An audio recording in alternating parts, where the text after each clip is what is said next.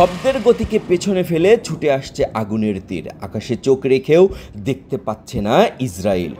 বিশ্বের সবচেয়ে শক্তিশালী মিসাইল প্রতিরক্ষা ব্যবস্থাও এখন অসহায়, কারণ ইরান এবার নামিয়েছে তার গোপন অস্ত্র হাইপারসনিক মিসাইল।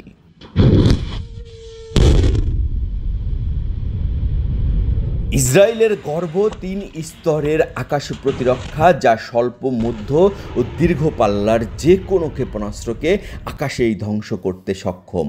এতদিন সেটাই ছিল তাদের আত্মবিশ্বাসের মূল ভিত্তি। কিন্তু এবার সেই প্রতিরক্ষা বেষ্টনেই ফুটো ধরিয়েছে ইরানের ভয়ঙ্কর প্রযুক্তি হাইপারসনিক মিসাইল।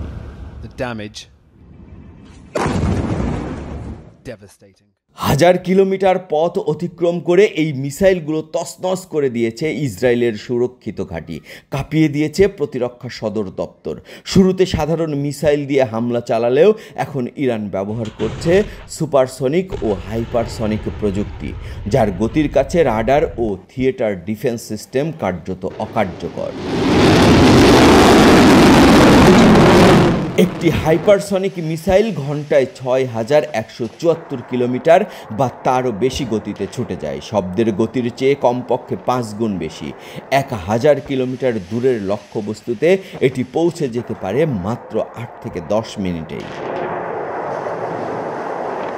আরও উদ্বেগজনক তথ্য হলো, এই মিসাইল শুধু দ্রুত গতির নয়, বরং রাডার ফাঁকি দিয়ে হঠাৎ দিক পরিবর্তন করতেও সক্ষম।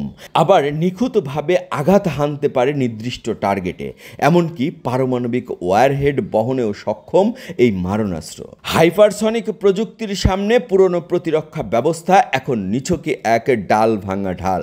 ইসরায়েল বুঝতে পারছে, এই যুদ্ধ শুধু কূটনীতি বা প্রযুক্তির নয়, এটা গতি ও ভবিষ্যতের দখল নিয়ে সংঘর্ষ। আর সেই দৌড়ে ইরান হয়তো অনেকটাই এগিয়ে গেছে।